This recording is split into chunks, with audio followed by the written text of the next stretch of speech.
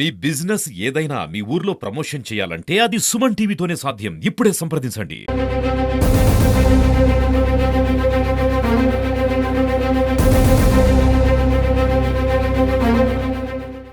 అదిగో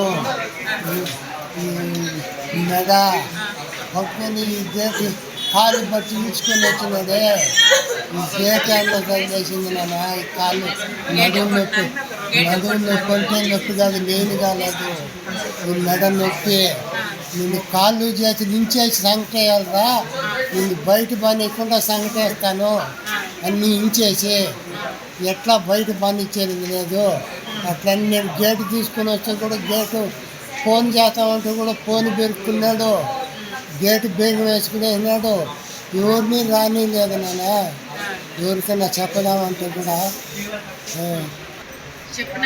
నాయుడు నేల రాసి ఇచ్చేసిన అతను నా పేరుతో ఉంది నేల. నా నేల అని చెప్పి వాడు నువ్వు ఏడ బయట బాగకూడదు, నువ్వు కాళ్ళు చేతి నించేసి కూతురు దగ్గరికి పోతున్నావని డబ్బు రిటైర్డ్ అయిన ఆర్టీసీ రిటైర్డ్ అయిన ఆ డబ్బులంతా పెరుక్కుని వేసినాడు. సంగటేసేది లేదు, ఇప్పుడు బయట జరివేసినాడు. దానికని అన్న కూతురు దగ్గర బతుకుతా ఉండా. ఇప్పుడు నిన్ను బయట పనికుండా కాళ్ళు చేతి నించేసి సంగటేస్తాను, నిన్ను బయట పనిచ్చేది లేదని చెప్పి పనికుండా సాయంత్రం కొట్టేసినాడు.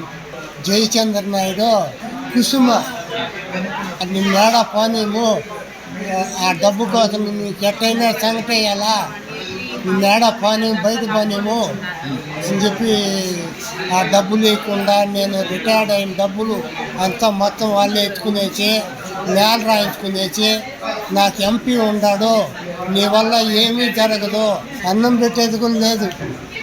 నాకు మా బావారితో వచ్చి అడుక్కున్నాడు, సంగతి పెట్టిన ఆయనకు ఏం పెట్టేద్దరంటే వాడు ఉండేది లేదు సార్, కాళ్ళు చేతి నించేస్తాను అని చెప్పి కాళ్ళు చేతి నించేస్తానని సొక్కాయి పట్టుకొని నించుకొని. నేను ఉంటున్నది గుడిపాలలో ముత్తవల్లూరులో ఉంటున్నాను. మా నాన్న పేరు రుద్రాక్షి నాయుడు, మా అన్నయ్య పేరు జయచంద్ర. మాకేమంటే 2013లో నేను పెళ్లి చేసుకున్నాను. పెళ్లి చేసుకున్న తర్వాత మా నాన్నను బెదిరించి మా అన్నయ్య ఆస్తి రాపించుకున్నాడు.